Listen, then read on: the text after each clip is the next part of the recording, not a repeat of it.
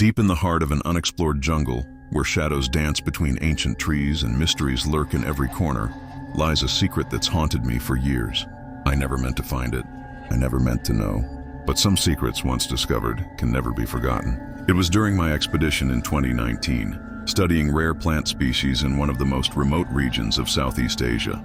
The humidity was suffocating, and the dense canopy above created an eternal twilight, even at midday. That's when I first met him, an old man from a tribe so isolated they had no name in any modern language. His eyes held wisdom that seemed ancient beyond his years, and despite our language barrier, he understood what I needed to see.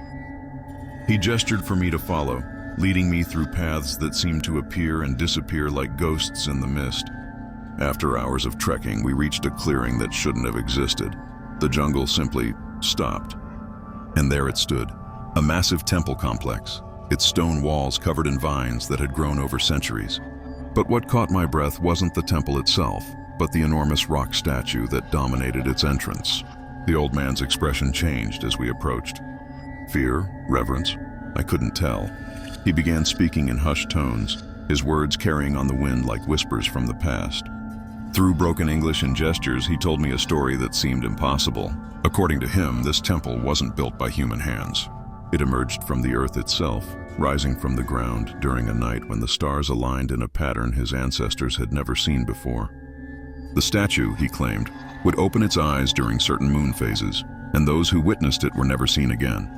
But what truly sent chills down my spine was what he showed me next. Hidden behind the statue, concealed by centuries of overgrowth, was an entrance.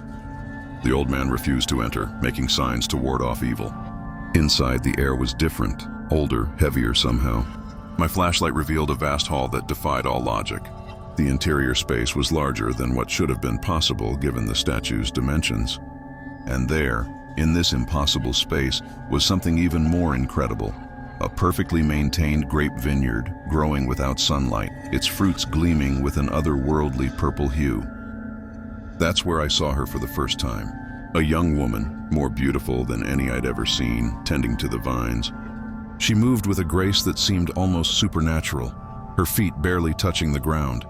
When she turned to look at me, her eyes, they weren't human eyes. She spoke in a language that sounded like flowing water, and though I couldn't understand the words, their meaning seeped into my mind like cold mist. She was a guardian, she said, of something ancient and powerful, something that needed to stay hidden from the world. The tribe, I learned, had protected this secret for millennia. They were the keepers, the watchers, ensuring that whatever dwelt within the temple remained undisturbed. The old man who guided me was their elder, chosen to decide who could be trusted with glimpses of their truth. But here's the thing that keeps me awake at night. When I tried to return to that clearing days later, it was gone. The temple, the statue, the vineyard, all vanished as if they'd never existed. The jungle had reclaimed everything, leaving no trace of what I'd seen. I've spent years searching for answers, trying to find that clearing again. I've consulted maps, satellite images, and other explorers, but found nothing.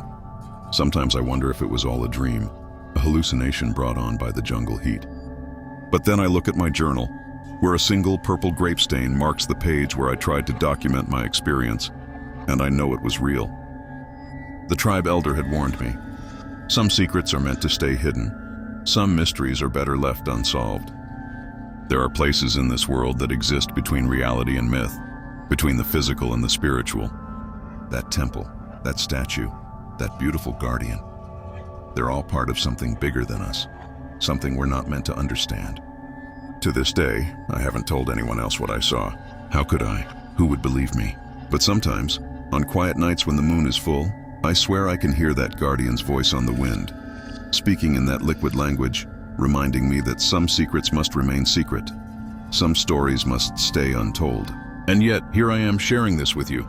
Perhaps you'll dismiss it as fiction, a tale spun from an overactive imagination. Maybe that's for the best. But if you ever find yourself in that remote jungle and an old man with ancient eyes offers to show you something extraordinary, remember my story.